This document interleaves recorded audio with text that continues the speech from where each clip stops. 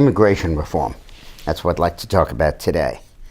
I'm not focused so much in this video on what the outcome should be, what we should allow and what we shouldn't allow. I want to focus on the politics of it. The Hispanic vote, the Latino vote in the United States, is truly the jump ball in our politics.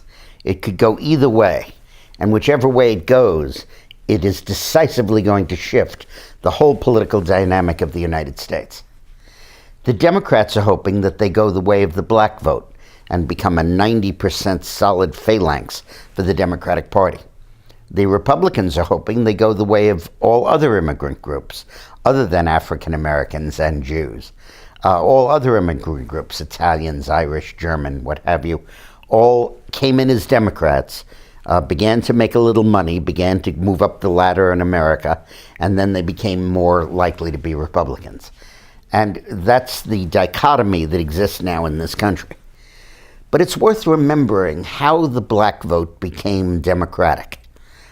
After Lincoln, it was a Republican vote, and the Democrats were dominated by the Southern Democrats who were racist and wanted to keep blacks in their place and away from the polling booth and in segregated facilities. Then in the late 1950s, it began to change. Eisenhower carried the black vote. Nixon broke even with Kennedy on the black vote. Kennedy broke even with him because he called Martin Luther King's wife when he was imprisoned. But that only brought it to a 50-50 result. But in 1964, 90% of the blacks voted Democrat and have in every election since, and probably will into the indefinite future. What happened? Well, in 1964, the Civil Rights Bill was passed. And the reality of it was that the Republicans were the people who passed the bill. The Southern Democrats were filibustering. The Northern Liberal Democrats did not have enough votes to break the filibuster.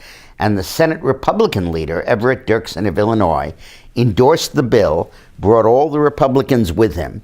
And the Republicans plus the Liberal Democrats outvoted the Southern Democrats and passed the Civil Rights Bill. There were only 6 senators in the Republican Party who voted against the bill.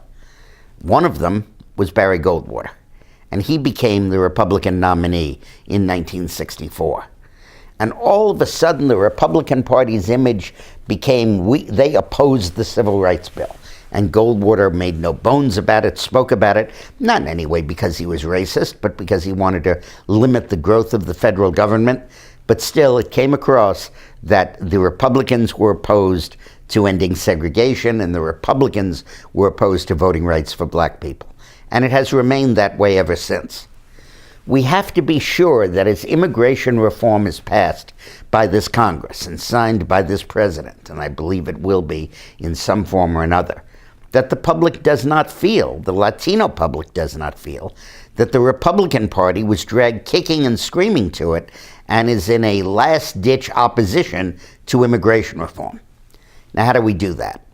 Well, the first thing is we've got to realize a fundamental fact.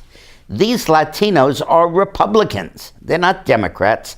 They're Republicans. In their own countries, they vote conservative. They're pro-life. They're anti-gay marriage. They're worried about debt. They oppose reckless spending. They come across the border to work in order to be able to support their families. They're very family-centric. You know, I've run the last 2 presidential campaigns for the presidents of Mexico, Fox and Calderon. And they're both from the Conservative Party in Mexico. And Mexican voters were conservative in electing them. The only issue that is making them vote for the Democrats is immigration reform. When Bush began to talk about immigration reform in 2004, he lost the Hispanic vote by only 10 points.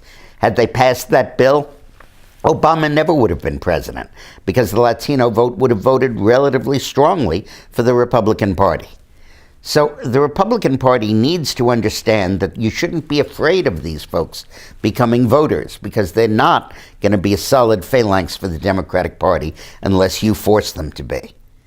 Or we force them to be. Now, the big thing here is that these immigrants want the right to work. They don't care that much about the right to vote. And that's fine with the Republicans. Marco Rubio supports giving them temporary conditional work status in the U.S. and then permanent worker status. They don't commit crimes and do a couple of other things, pay a fine, pay taxes, and so on. And at some point in the future, they might be able to be on a path for citizenship. Well, that's fine, because once you remove the risk of throwing 11 million people out of the country, which we're never going to do, face reality, you stop them from becoming Democrats. And at that point, hey, the more that can vote, the better.